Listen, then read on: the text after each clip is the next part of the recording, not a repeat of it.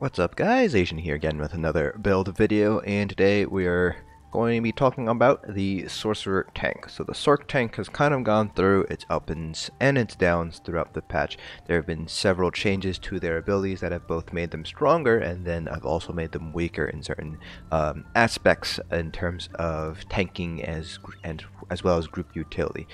Generally speaking, Sorc tanks kind of fall into that weird category where they have enough tankiness to kind of be very good tanks, but they don't really bring that much to the table when it comes to group utility overall, at least in terms of their class utility.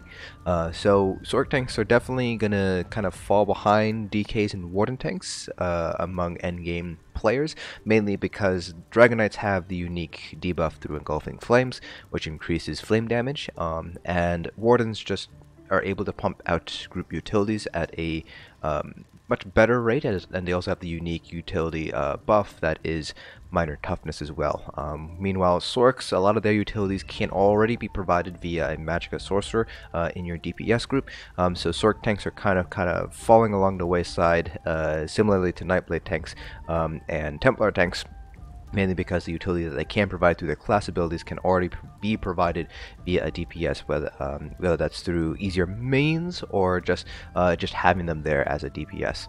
So while Sorc tanks are it is possible to tank pretty much all pieces of content in the game with a Sorc tank. Again, a lot of endgame groups, especially progression style groups, are gonna pay more attention to those Dragon Knight and Warden tanks just because of the increased utility you have.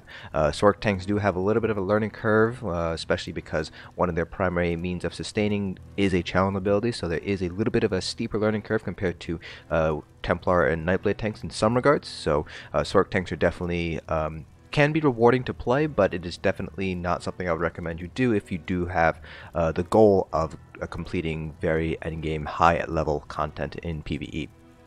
So just like the rest of our build videos, we'll be going over gear, skills, attributes, everything you need to know to basically recreate this build yourself. Because you are a support role, you will need to have a lot of different skills and gear sets to be on hand, depending on the fight, depending on what your other tank is wearing. So we'll be going over pretty much all the sets that you should have in your inventory and all the skills that you should know when you're making your Sorc tank. And then, because we are support and we don't have really a rotation, I'll kind of go over the philosophy of tanking and kind of what makes the Sorc tank different compared to other classes towards the end of this video. So without further ado, let's go ahead and get started here first with our gear. So, starting off with our Monster Helm sets. So, very similar to Dragon Knights and Warden tanks, your gear is pretty much going to be more or less identical to them. There aren't really any sets that have very good synergy with Sorcs that don't have good synergy with other tanks. So a lot of the gear that you're going to be seeing here is going to be very similar or probably even identical to the Dragon Knight and Warden tank builds that I already have up. So, Monster Helm set is going to be Lord Warden. This is a very generic set that pretty much goes well with no matter what piece of content you're running, regardless if that is 4-man content or 12-man content. So this just basically provides you with very consistent resistance buffs. And that 2-piece, the 3870 resistance buff that you get also applies to allies within 8 meters of the proc itself. So it does also provide additional resistances to the group. So if you're an off tank kind of sitting in the group, then everybody else gets that resistance buff, and if you are the main tank, then this will typically be able to hit your melee DPS, giving them a little bit additional swap ability as well. This buff does stack on top of things like Major Ward and Major Resolve. Now, this is a DLC set, so you do need to have access to the Imperial City DLC because this does drop from Imperial City Prison. Now, you do have a few other Monster Helm sets that you're going to want to have on hand for use depending on various scenarios. The first Monster Helm set is going to be Bloodspawn. This is a base game set that you can get from Spindle Clutch 2. The one piece is not very useful because it's stamina regen, and your stamina regen drops to 0 while you're blocking, so not particularly useful. And the 2-piece, when you take damage, you have a 6% chance to generate 14 ultimate and increase your resistances by 6450 for 6 seconds. So you're not really going to be using Bloodspawn for the resistance buff, mainly because the 6% chance is going to be fairly low a chance to proc. So you're not going to really be relying on the resistances from this set. This set is mainly for that ultimate generation buff. So it generates 14 ultimate when it procs, so even if you only get it to proc once every 14 seconds, that is still an effective 1 additional ultimate generated per second. The thing with Sorc tanks is because you already have a 15% reduced cost on your ultimates, any additional ultimate that you get is just going to get your Warhorn up faster, which gives you higher major force uptime, which gives you more group DPS. So Bloodspawn is there mainly for the ultimate generation. Another set that you're going to want to have on hand is going to be Earthcore. The one piece adds healing done, which is going to be a little bit helpful because you do have some burst heals that are going to be useful to use, especially as a tank. When you heal a friendly target that is under 50% health, you conjure a pool of quenching blood underneath them, which soaks up an enemy placed effect instantly and heals all friendly targets in the area for 34,200 health over 6 seconds. This effect can occur once every 35 seconds. So this basically is a nice burst heal. Now, because it is a proc set, the base amount that it heals is 30,000, so it will not scale off your max magicka, it will not scale off of any of your stats really, because it is a proc set, so it will always be very effective on a tank. Now, the downside is this does come with a 35-second cooldown, so you're not really going to be able to proc this, every single 5-10 seconds. You'd have to wait 35 seconds between each proc, so you won't really be seeing this used all too often as a tank. The two main places where I've seen Earthcore being used are going to be those fights where you have a lot of damage incoming, but it's going to be at regular intervals and it's going to be fairly far apart. So for example, Cloud Rest and Asylum, those are the two places where I've seen tanks wear Earthcore the most often. Moving on from Earthcore, we already talked about Lord Warden. Another set you're going to have on hand is going to be Stonekeeper. So this is a new Monster Helm set that is dropped from Frostvault, so you do need to have access to the Wrathstone DLC in order to grab this set. So the one piece is a prismatic enchant essentially, it adds stamina, magicka, and health. And the two piece, when you block an attack, you gain an energy charge stack up to 1 stack per second. When you gain 6 charges, you release the energy, restoring 35, 53, 50 stamina and magicka, and healing for, in this case, 6,099. After releasing the charges, you cannot regain new charges for 15 seconds. So this is basically a more selfishly oriented Monster Helm set. It basically gives you stamina, magicka, and health back every 20 seconds essentially if you're able to block one attack every second. So this is very useful to have here for your personal self to sustain. If you don't really need the additional sustain, then obviously you shouldn't be running Stonekeeper. But in those instances where you would want to have more sustain, Stonekeeper is definitely going to be very useful. Now the heal itself is going to be weaker than Earthcore. Even if you take into account the fact that Stonekeeper procs more often, Earthcore is still going to be a stronger heal. So you're not really going to be using this for the heal, you're going to be using this more for the stamina and magicka return that it brings for you. Another set is going to be Symphony of Blades. This is the other Monster Helm set that was introduced in Wrathstone from Depths of Malatar. So when you heal an ally who is under 50% of their primary resource, and primary resource here refers to magicka or stamina, you grant them Meridia's favor, restoring 20 through 25 magicka or stamina, whichever maximum is higher, every second for 1 second. This effect can occur every 18 seconds. Now do take note that this can only proc on one person every 18 seconds. It is not 18 seconds per person. So you can only ever proc this once every 18 seconds. But when you do, the additional sustain that you give your DPS or your healers or whoever happens to proc on is going to be very, very powerful. Now, that being said, Symphony of Blades is going to be most useful in 4-man content where you only have 3 other people who can get the proc, or if you're using it in tandem with other support roles in 12-man content. So if you take into consideration 12-man content, this can proc on potentially 11 people. So you have 1 proc per 11 people. That's not really going to be all that useful, but if you have, let's say, 3 support roles running Symphony of Blades, that is 3 out of, in this case, 9. So you'll be able to hit more DPS this way, more support rolls this way if you're wearing Symphony of Blades, which is definitely going to be very helpful to the overall sustain. This also allows DPS to run blue food rather than gold food, which gives them higher stats, so they'll have higher health, higher resource pools, which gives them a little bit more damage that way. So Symphony of Blades has the potential to be a very strong Monster Helm set, but it does require some group coordination because it works best when you have multiple of these sets out in a single group. And finally, we have Thurvokun. So Thurvokun is another DLC set that comes from Fang Lair, so you do need to have access to the Dragonbones DLC in order to grab this set.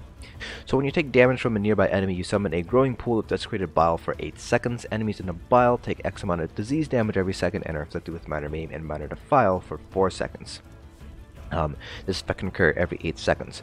This is basically an AoE minor maim. So Dragon Knights are the only class in the game that have an AoE minor maim built into one of their class abilities, Choking Talons.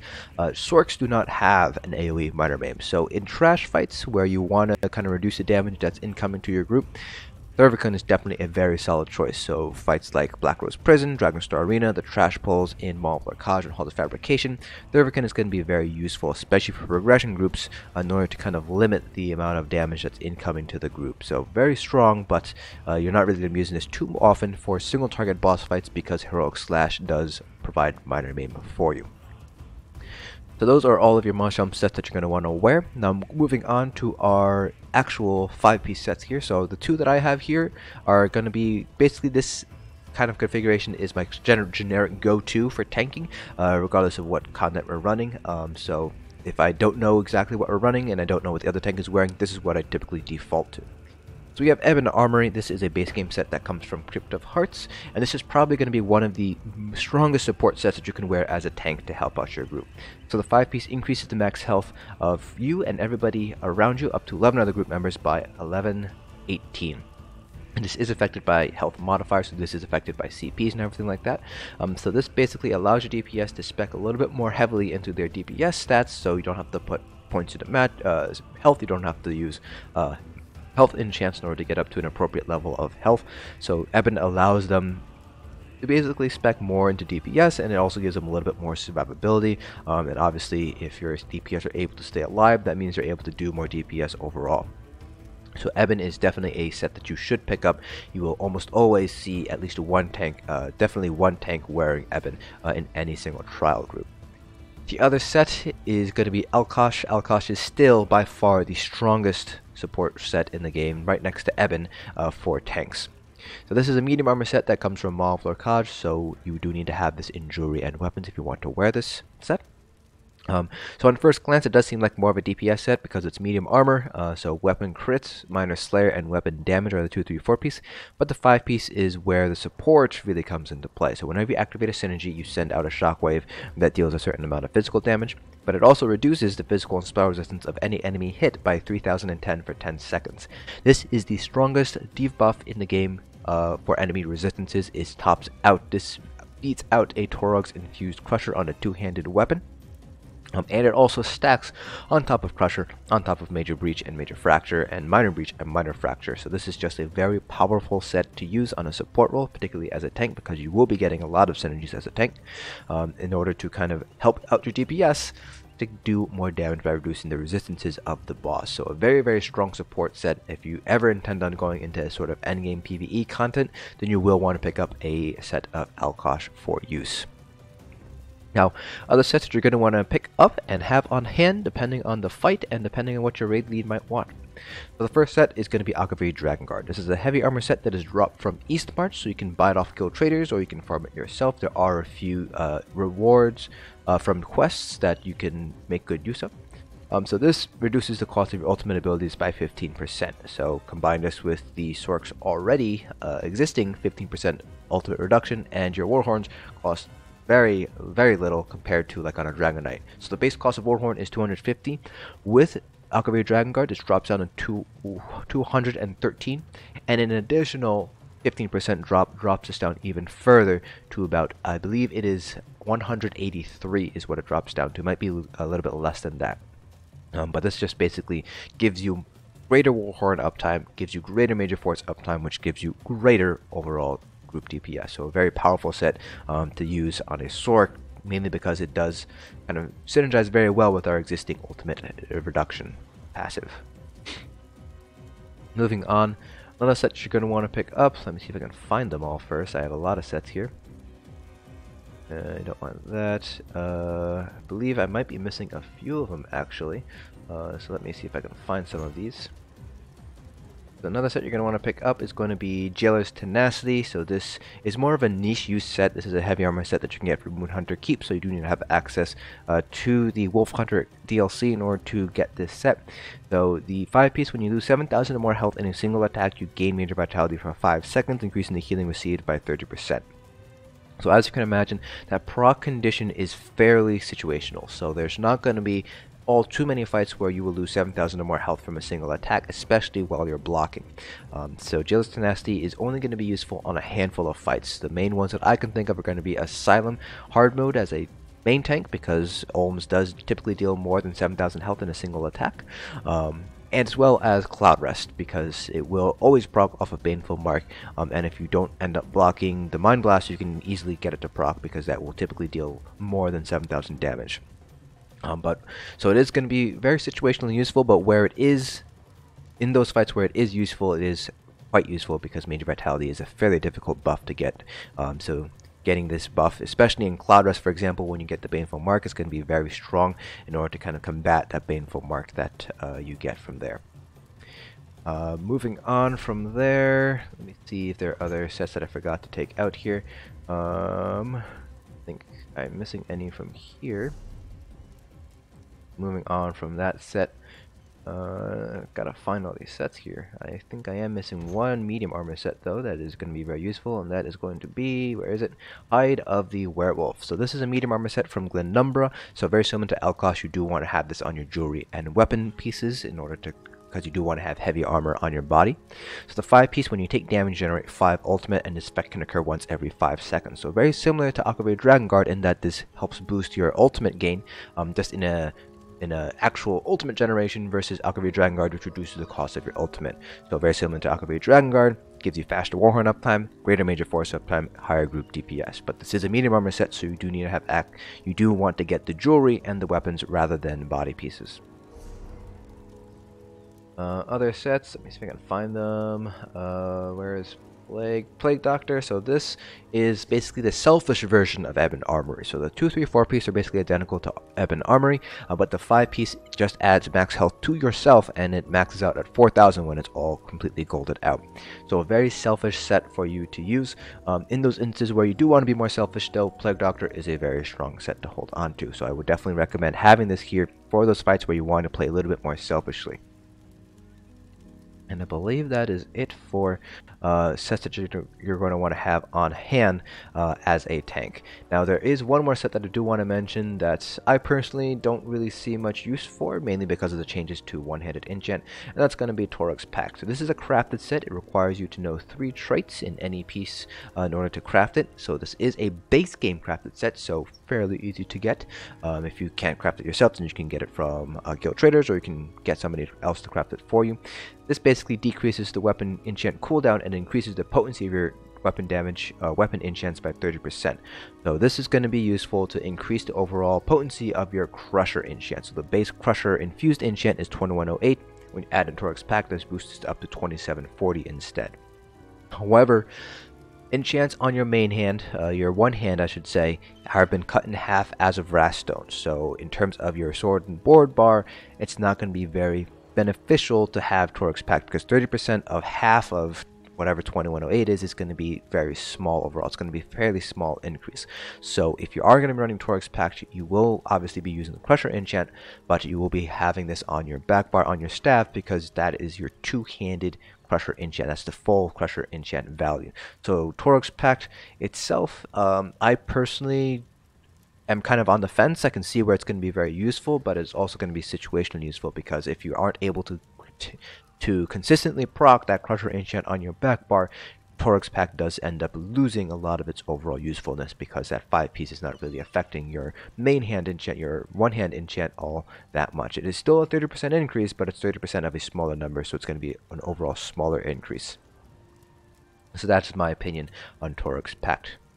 In terms of armor traits, enchants, jewelry traits, enchants, and all that stuff. So there's basically 2 camps when it comes to armor traits for tanks. I like Infused on my large pieces and Sturdy on my small pieces, but some people like to go with all Sturdy. That's perfectly fine. It's up to you which one you want to go for. So really just pick whichever one. If you feel like you have the sustain without running all Sturdy, then go with that. If not, then you can go all Sturdy instead. You want prismatic enchants on your large pieces. You will give up a little bit of health, but you will gain magic and stamina, which is always going to be very useful. Now I prefer having max health on my small enchants, but you can still stick with prismatic on your small enchants if you'd like. Again, you will be giving up some max health, but you will be gaining some additional magic and stamina if you decide to go with prismatics that way. For jewelry stuff, I have 3 of the most common traits here. So Triune, which is basically a tri-stat enchant. Infused, which increases your jewelry enchant effectiveness by 60%, and Harmony, which increases damage, healing, resource return, and damage shield strength of synergies you activate by 35%. So these are the 3 that I've seen most commonly used. There are a few others that you might see being used from time to time. Robust for additional max stamina, Healthy for additional max health, and occasionally you will see Swift being used mainly on things like Cloud Rest and Asylum hard mode as the off tank. But these 3 are typically going to be the more common ones that you will see, especially Triune, because of the just amount of stats that you get from Triune. Now, in terms of enchants, there are 3 main enchants that I've seen, and then a 4th one that's a little bit less common, but still pretty strong nonetheless, depending on your specific build itself. So the one that you're going to see most often is going to be the Shield Plate enchant, which reduces the cost of block by 203, just helps let your overall stamina sustain. The 2 other most common enchants that I've seen is going to be the Magicka Regen Glyph for additional Magicka Regen. That's just to help maintain our good Magicka levels, because a lot of our skills do end up using Magicka rather than stamina. And then we also have a reduce feat cost glyph, which reduces the cost of our stamina abilities. And this is going to be less common than the other 2, but it is still very useful nonetheless in order to kind of decrease the cost of things like Pierce Armor, Heroic Slash, and for Sorks particularly, Bound Armaments. And then the 4th enchant that is going to be a little bit less common is going to be Potion Cooldown Glyphs. So these reduce the cooldown of your potions by 5 seconds base. So if you have 3 of them, your default potion cooldown will turn from 45 seconds to 30 seconds instead. And if you have an infused potion cooldown glyph, that increases it up to 8 seconds. So with 3 of them, that drops you down to 21 seconds. Now the flip side is you are going to be drinking more potions overall, so it is going to be more expensive to tank that way, because you're drinking basically twice as many potions. But if you combine potion cooldown glyphs with the Argonian as a race, Argonians get the resourcefulness passive, which restores 4,000 health, magic, and stamina on top of whatever the potion effect that you drank is.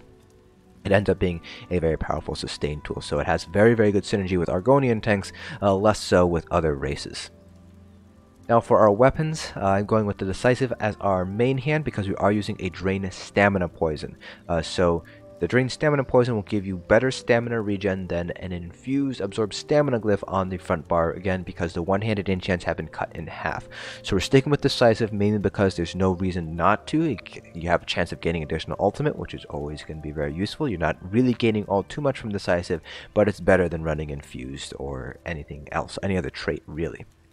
Drain Stamina Poisons can be created by using Blust Thistle, Columbine, and Mountain Flower. And again, this does give you more stamina per second overall compared to an Infused Absorb Stamina Glyph on the front bar, as long as you're able to proc the poison on a fairly consistent basis.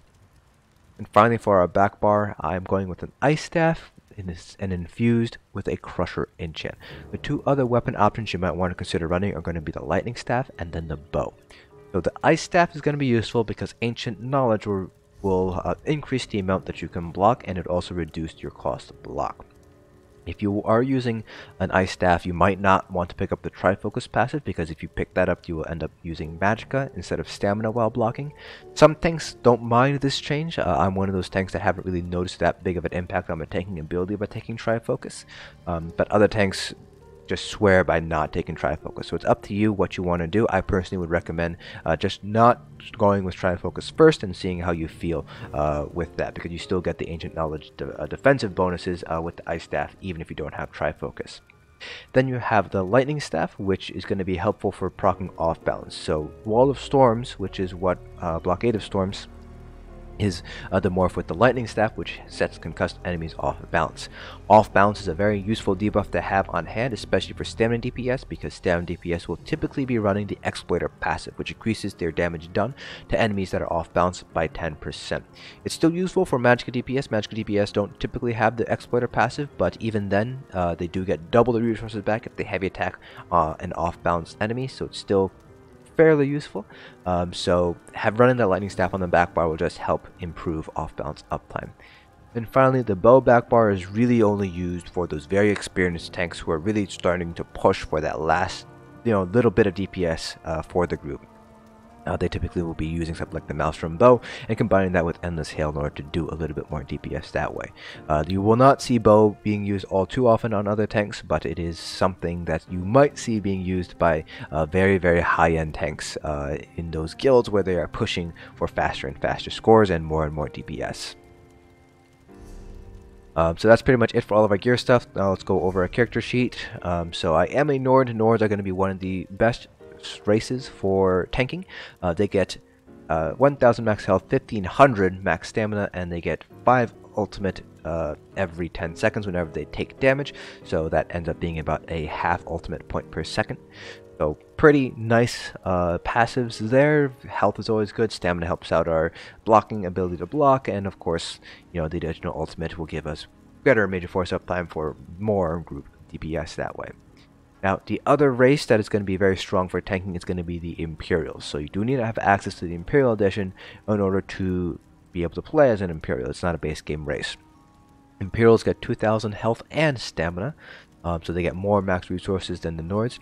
They get 333 Magicka stamina and health back on direct damage hits every 5 seconds, and they also get 3% cost reduction on all abilities. And when I say all, I mean all. It reduces things like cost of block, cost of dodge rolling, it reduces cost of ultimates, it reduces cost of your active abilities. It's just a flat 3% reduction across pretty much everything in the game.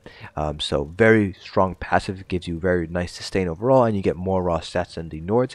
The 3% cost reduction does affect the cost of ultimate, but the Nord ultimate generation will typically give you a little bit faster Warhorns compared to the 3% cost reduction on ultimates. So those are the two main races. The third race that you're going to be seeing used fairly often as a tank is going to be the Argonians. Argonians get 1000 max health and 1000 max magicka, so they don't get any bonuses to max stamina, but they do get the resourcefulness passive, which restores 4000 health, magicka, and stamina back with any potion you drink, on top of whatever the potion already provides. So if you're using a tripod, for instance, that restores health, magicka, and stamina, you get the values from the tripods plus an additional 4000. So it's a very powerful tool to help you sustain, and it's actually fairly easy to actually over drink your potions. That is, the potions restore more than you have missing. So Argonians are very strong sustains in that regard. But race in general does not play as big of an impact on your ability to tank as, let's say, on a DPS. For example, I have played as a Dragon Knight Dark Elf tank pretty much as my main since I started playing ESO, and I have cleared all the content in the game on that tune. So race does not make as big of an impact on your ability to tank as much as it does on your ability to DPS. Now for our attributes, your attributes may vary depending on your specific race and the specific gear that you are running.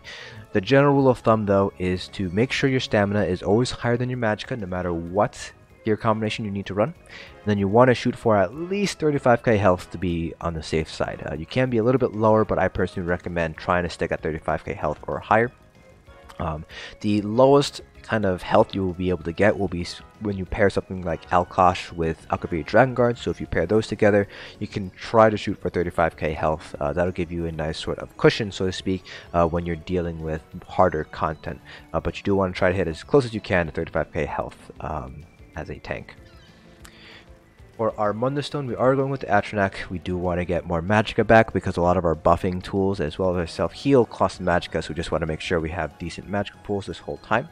And now I am a werewolf just because I was testing out a werewolf build earlier in the month, so I can't cure my werewolf and become a vampire, but I would normally be a vampire. Vampires do get 10% additional magic regen at stage 2, and they get some damage reduction when they're below a certain amount of health when they're stage 3, both of which are going to be very useful for tanks.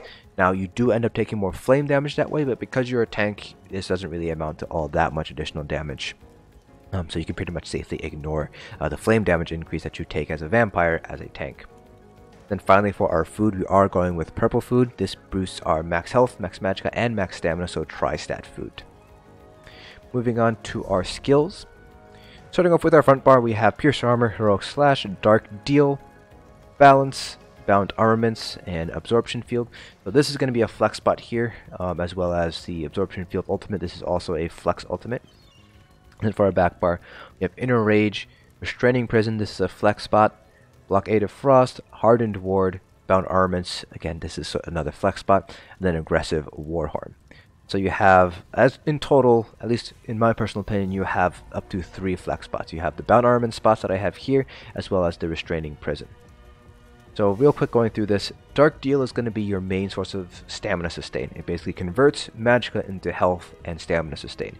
Now the downside of Dark Deal is the fact that it does have a cast time associated with it. So you want to make sure you're timing this correctly so you don't get caught in the middle of a heavy attack while you're in the middle of casting this. You can cancel the cast with the block, but at that point it's kind of like, well, why did you bother casting this in the first place kind of thing. So you just want to make sure you're timing this so it's going to be right after a boss's heavy attack, basically whatever opportunity you have to basically be able to run and use this.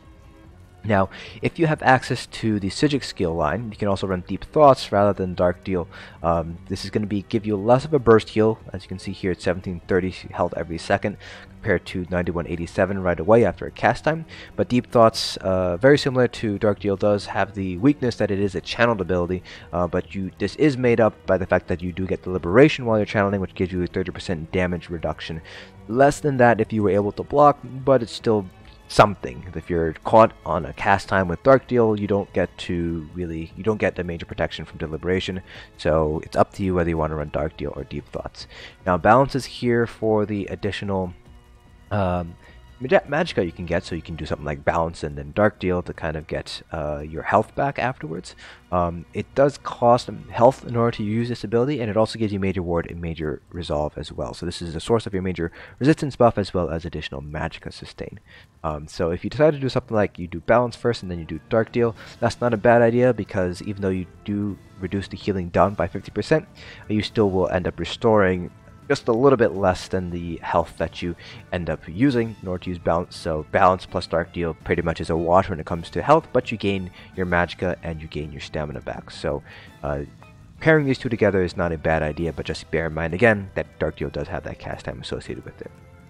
Now, Bound Armament just gives you 8% additional max stamina, which is always going to be useful. It's always going to be helpful to be able to block more. But you can also activate this so to increase the amount that you can block by 36% for 3 seconds. So it just gives you a little bit more survivability if you use this ability right before a very large hit. So for example, let's say you know that the mod is about to hit you with Nocturnal's Favor or Heavy Attack. As a Sorc tank, you can just hit up Bound Armaments and it'll give you an additional 36% mitigation on that block. It's not going to be an exact 36% due to the multiplicity of damage mitigation, but it is still a useful and unique source of additional block mitigation that way. Absorption field is helpful for crowd control because it stuns everything that's within that globe for 12 seconds. You can aim it, but it also provides an additional heal. And the heal is actually pretty decent. So even as a tank, you're healing about 2,000, a little bit more than 2,000 every second. So pretty nice heal overall, although obviously healers are going to be able to heal more than you just with healing springs, but it is still a nice ultimate to kind of have on hand here. Now, on our backbar, obviously, we do have a hard CC. Sorcs do have hard CCs, unlike Templars and Nightblades, so that's with Restraining Prison. Restraining Prison also gives you Major Vitality as well, so if you use it, it'll give you Major Vitality for 2 seconds. It's not really going to be all terribly useful. If you're using this on a boss, you also get the additional seconds. You get 3 seconds total. But that's just basically enough for you to use Restraining Prison and then go to your front bar and use Dark Deal that way in order to get the additional health. But at the same time, it's not that long, and there are other sources of Major Vitality that might be a little bit more consistent, mainly Major Vitality potions. And you want Blockade, obviously, to help improve your enchant uptime on your back bar, your Crusher enchant. Then Hardened Ward here is for your damage shield. So this shield is going to be pretty strong in terms of overall strength itself. So if we go ahead and use our shield, we can see that it shields us for about 10,700, which is around just a little bit less than, actually a little bit more, I should say, than 30% of our total health. So basically Hardened Ward is around, it really depends on how much magic you have, it's usually going to be around an additional 30% or so max health damage shield. So pretty nice to use overall, and it does use magicka as well. Now you can go with the other morph of your shield, which is going to be, let me move to it real quick, it'd be Empowered Ward. This will give you a weaker shield overall, so you can see 7570 rather than 9085. But it does give you Minor Intellect, which improves your magicka regen. for you and your allies, so that's a trade-off that you'd have to make. You get a smaller shield, but you get a little bit more magicka regen by running Empowered Ward. So up to you which one you prefer. I would probably recommend going with Hardened Ward instead, because you do want the larger damage shield as a tank. Now, if you do have a couple of flex spots that I mentioned earlier, like I said, you have 3 flex spots total. Now, you can run Unstable Clan Fear instead. The heal from the Unstable Clan Fear is percentage based, so you will always, and it also always heals you. So you'll always get the 30% additional heal. So this is a pretty nice skill to have on hand. The downside is it will end up taking 2 slots. So if you were going to be running it, you can probably just replace it on Bound Armaments here. But it does eat up 2 slots, one on the front and one on the back, because if you only have it slotted on one, it'll despawn once you swap to the bar that you don't have it on. So if you are using the Clan Fear, just make sure it's double barred here. You can use Hurricane. This will give you your Major Ward, Major Resolve, as well as Minor Expedition to improve your movement speed. It also does a little bit of DPS as well, so it's useful for the additional DPS here. So you can do something like run Hurricane with Dark Deal if you'd like, but just keep in mind that you will not be able to use Balance instead. So it's up to you whether you want to use Hurricane for the Major Resolve, Major Ward, or just stick with Balance instead. Absorb Magic is going to be useful if you're fighting against Magicka dealers, because if you use it, you'll be able to heal when you get hit by a magical projectile. Plus, it also gives you some additional nice 8% increase to your overall block mitigation and reduction in block cost that way. Moving on here, under the Fighter's Guild line, you can go with any morph of Circular Protection. I personally prefer Ring of Preservation for the reduction in dodge rolling. This basically provides minor protection, so it's going to be useful in instances where you're going to be stacked up for Execute. The classic example that I give is always going to be Assembly General in Execute. It just helps out your survivability that way. You will also want to pick up Silver Leash from Fighters Guild line as well. So Sorcs don't have a chain pull, so Silver Leash is going to be the only source of chain pull that you have. This does end up using stamina, so just keep that in mind. You just want to be mindful of how many times you're using this, because it will eat through your stamina fairly quickly. We already talked about Deep Thoughts here. You already have a hard CC, so you don't need to run Time Freeze from the Sigil Order skill line. If you want to run Temporal Guard instead of Absorption Field for the minor protection that you get while it's slotted, you can certainly do that. Under the Undaunted skill line, you can go with Overflowing Altar to apply minor lifesteal, which is a little bit of a nice heal overall. Plus, you also get that synergy as well. The Blood Feast synergy is very strong and very nice to have. You can run Bone Surge. This is not really going to be used for this shield because it does use stamina, and your stamina is obviously going to be better spent just blocking. You're going to be using this more for the synergy, which provides major vitality for the synergy user as well as 3 other people around them. You're going to see this used very often in Cloud Rest, mainly on the healers, but you might be asked to run this as a tanking Cloud Rest. Then you have Energy Orb, which helps provide resources to the group. It also provides a little bit of a heal, which is not that bad. It heals just over 1,000 per second when used on a tank. So not that bad of an ability to use, but your healers are going to be more responsible for resource return than you. But it's still something nice to give to your group if you're able to sustain it. It does cost a lot of magicka in order to use. If you need a stamina heal, you can go with Resolving Vigor or Echoing Vigor instead. But again, it does use stamina, and you want to keep your stamina up as much as you can in order to continue your blocking skills. You need to purge it all. You do need to pick up Efficient Purge here.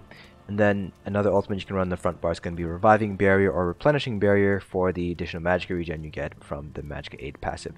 The shield itself that you get from Barrier is actually pretty strong. It gets a 20,000 damage shield, as you can see here. So pretty strong shield if you do want to end up using that as well.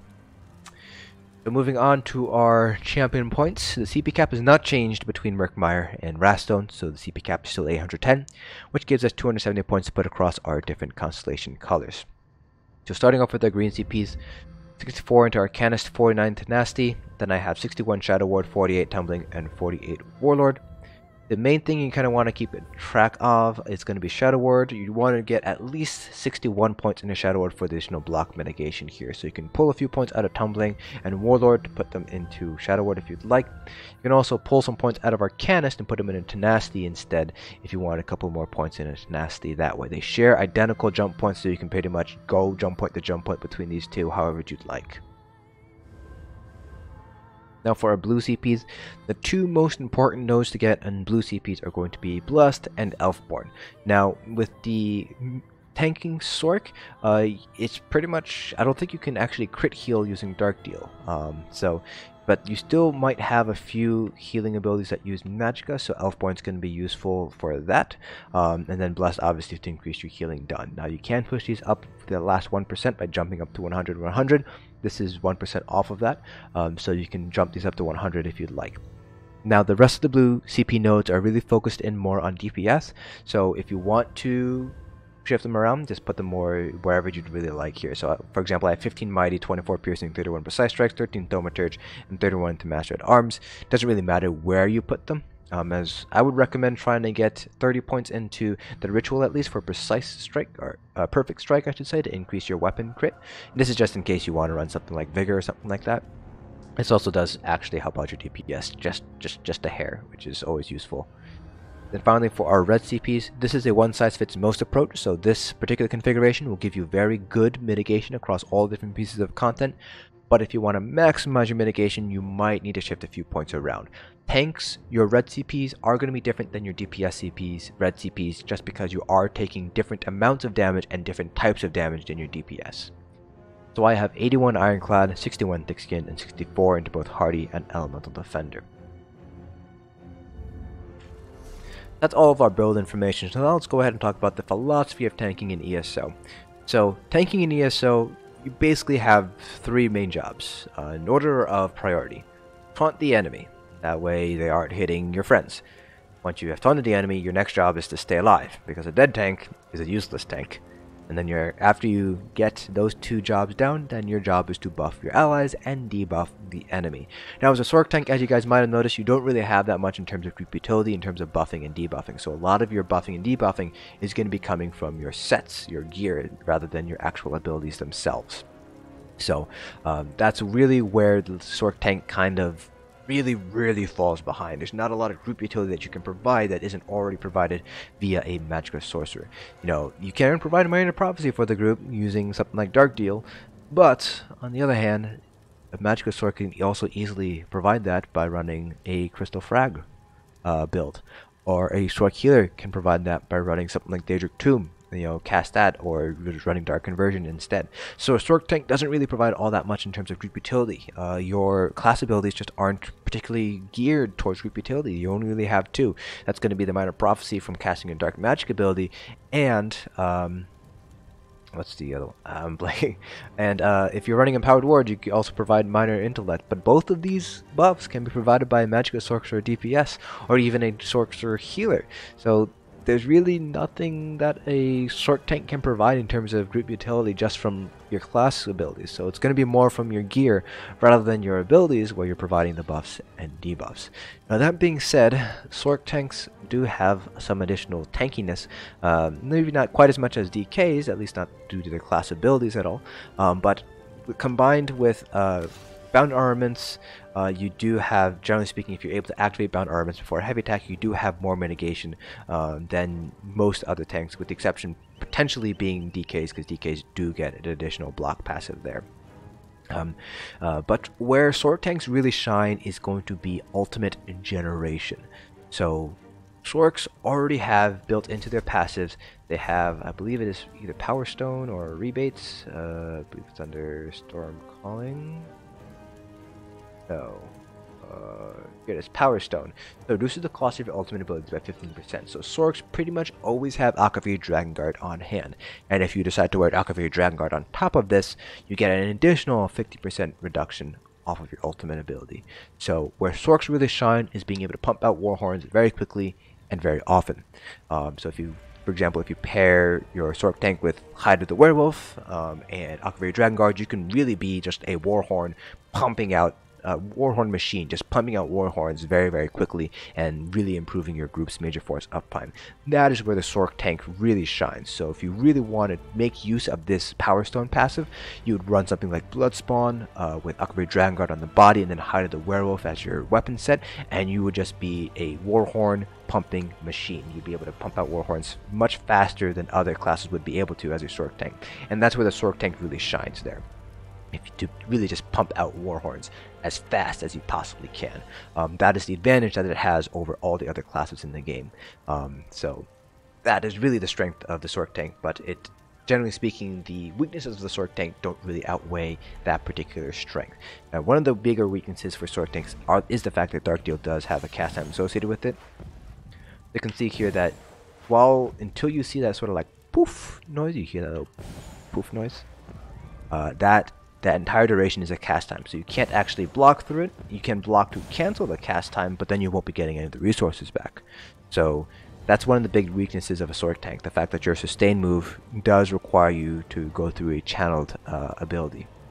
Now, that being said, it is also still very useful, because if you're running balance, you can do balance and then you can do Dark Deal and just bake back all the health that you used up there. And it also makes you don't end up using any magicka either, because you just got your magicka back from running balance instead. So that is one advantage that Sorc tanks have, that their Dark Deal does end up healing them out of whatever health cost there was from using balance. But beyond that, there's really not much else that a Sorc tank can provide that a DK tank can't already provide here. Now, in terms of streamers that run Sorc tanks, I personally do not know any Sorc tanks that stream either on YouTube or Twitch that runs endgame PvE content. There might be a handful of them out there, but I don't know any of them offhand. So if I do happen to find them, I will link their streaming channel, whether that's YouTube or Twitch, down in the description below. But my advice would just be to check out just normal DK or Warden tank streams to kind of see how they're approaching tanking, and sort of use that approach and adopt it a little bit towards Sorc tanks. And again, if you want to play up the Sorc tank strength, then you want to play up that ultimate generation. So that's it for this build video. If you guys have any questions or comments, please feel free to leave them down in the comment section below, and I'll try to answer them to the best of my ability. Hope you guys found this video informative, and I will see you guys in the next dungeon.